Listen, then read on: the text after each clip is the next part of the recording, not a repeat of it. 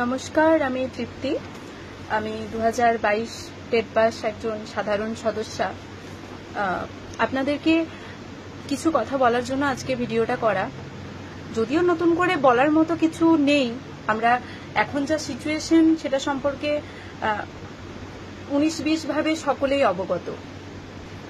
ইতিমধ্যে আমরা দেখে নিয়েছি যে 22 স্টেটের নোটিফিকেশন সংক্রান্ত যা কথা বলার জন্য আমরা পর্ষদে গিয়েছি, সেখানে সভাপতির একটাই কথা ছিল যে ওবিসি কেসের জন্য আমাদের ইন্টারভিউ নোটিফিকেশনটা নাকি আটকে রয়েছে। 50,000 শূন্যপদে প্রাথমিক নিয়োগ হবে, 50,000 শূন্যপদ রয়েছে, ওবিসির জন্য নাকি সেটা আটকে রয়েছে। কিন্তু এখন বর্তমানে ওবিসি সংক্রান্ত কোনো জটিলতা নেই এবং অন্যান্য কোনো বিষয়ে কোনো আইনি জটিলতা নেই, আমরা সেটা দেখে নিয়েছি।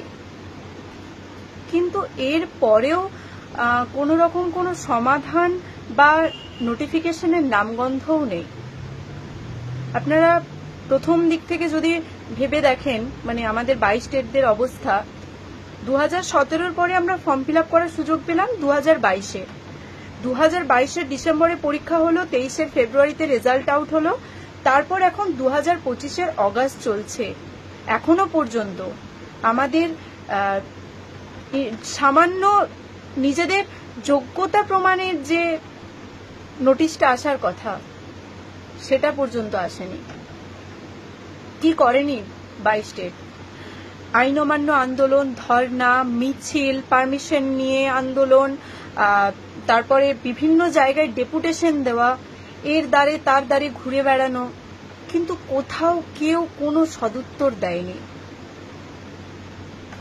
এই যে বিগত আন্দোলনটার কথা যদি আমরা দেখি, বিগত যে আন্দোলনটা হলো 19 তারিখে, সেখানের যে বিপুল সংখ্যক জমায়েত, এক পক্ষে সেটা একটা পজিটিভ দিকের বার্তা দেয় আমাদের। যারা এই প্রফেশনের সাথে যুক্ত নয় তারা পর্যন্ত 22 স্টেটকে চিনে গেছে, 22 স্টেটের বঞ্চনার কথা তারাও জানে এখন।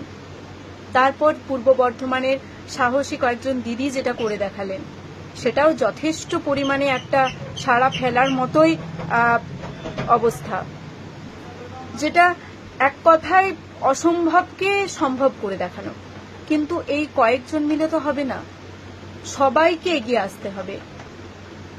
2025-এর 19 অগাস্ট যে আন্দোলনটা হয়েছে, তার চেয়েও বিপুল সংখ্যক জমায়েত হতে হবে 11 সেপ্টেম্বর 2025-এ। এই এত ঝুড়ি ঝুড়ি প্রতিশ্রুতি, বছরে 2 বার নিয়োগ হবে, 50,000 ভ্যাকেন্সি প্রাথমিকের জন্য রয়েছে, এগুলো কবে পূরণ হবে? এগুলো আমরা কবে দেখতে পাবো? আমাদের বাবা মায়ের অবস্থাটা ভেবে দেখুন। এইসব কথাগুলোকে তুলে ধরার জন্যই আমাদের 11 তারিখে যেতে হবে সবাইকে। যারা বাড়িতে বসে মজা নেন তাদের জন্য বলছি, চাকরিটা সবার দরকার, বিশ্বাস করুন। আমি চাকরি পাবো, আপনি পাবেন না এমনটা তো নয়। আর বয়স আপনাদের থেমে নেই, আপনারা বাড়িতে বসে থাকলে আপনাদের বয়স থেমে থাকবে সেটা কিন্তু নয়। আজ যদি এই আন্দোলনটা 10,000, 15,000 নিয়ে হয়, আপনার মনে হয় না যে তার পরের দিনই নোটিফিকেশন দিতে বাধ্য হবে? সরকার আমাদের নিয়ে ভাবতে বাধ্য হবে, পর্ষদ আমাদের নিয়ে ভাবতে বাধ্য হবে। আর এইগুলো ভেবে চিন্তেও আপনারা কিভাবে যে বাড়িতে বসে থাকেন আমি জানি না। পুজোর আগে আমাদের যেভাবে হোক নোটিশটা ছিনিয়ে আনতেই হবে। পুজোর আগে নোটিশ যদি না আসে, ভোটের দামামা যদি বেজে যায়, আর কোনোভাবেই কেউ আমাদের নিয়ে ভাববে না। এই কথাটাকে মাথায় রেখে আগামী 11 সেপ্টেম্বর সকলকে রাজপথে আসতেই হবে। এটা আমার কারোর প্রতি বিনীত নিবেদন নয়, কারণ এখন যা পরিস্থিতিতে এসে দাঁড়িয়েছি, সবাই আশা করি কম বেশি বুঝতে পারছেন যে আর ঘরে বসে থেকে হাত পা গুটিয়ে থেকে হবে না। আর পুজোর আগে এটাই শেষ আন্দোলন, একটা মহা আন্দোলন। যা করার আমাদের এটাতেই করতে হবে। গত 3 বছর ধরে আমরা পুজোতে আত্মীয় স্বজন থেকে শুরু করে সবাইকে, কিরে তোদেরটা কি হলো, তোদের আর কিছুই হবে না, এই প্রশ্নগুলো যেন আর এই পুজোতে রিপিট না হয়, তার জন্য আমাদেরকে 11 তারিখ যেতেই হবে। একটা বিপুল সংখ্যক জমায়েত করতে হবে, যাতে তার পরের দিনই নোটিফিকেশনটা আমরা নিয়ে আসতে পারি। তার পরের দিন কেন, সেই দিনই যেন নোটিফিকেশনটা নিয়ে আসতে পারি। সরকার যেন আমাদের কথা ভাবতে বাধ্য হয়, পর্ষদকে আমাদের কথা ভাবতে হবে। এটা আমাদের হকের দাবি, আমরা যোগ্য। আর বিশ্বাস করুন, এই সময়টা আমরা আর কেউ ফিরে পাবো না। তখন পরে আফসোস করে তো লাভ নেই যে ইস, পুজোর আগের আন্দোলনটাই গেলে ভালো হতো, হয়তো পুজোর আগে একটা ভালো খবর শুনতে পেতাম। এই আফসোসটা যেন না করতে হয়। সকলে আসুন, ওই সময়টাতে এসে আন্দোলনে জমায়েতটা বিপুল পরিমাণে করুন। পুলিশকে দেখে পিছিয়ে যাবেন না। যারা প্রথমবার এলেন তারা তো দেখেছেন 19 তারিখে পুলিশ কিছু করে না।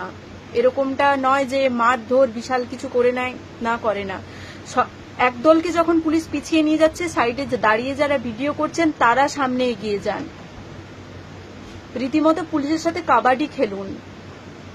কাবাডিতে আমরা দেখি না যে একজনকে ছুতে এলে তার সাইডে যারা থাকে তারা তাকে ঘিরে ধরতে চায়, সেটাই আমাদের করতে হবে। আর 11 সেপ্টেম্বরই সেটা আমাদের করে দেখাতে হবে। যাই হোক, অনেক বড় একটা ভিডিও করে ফেলেছি আমি এর মধ্যে। সকলে ভালো থাকবেন। 11ই সেপ্টেম্বর রাজপথে সকলের সাথে দেখা হবে। ধন্যবাদ।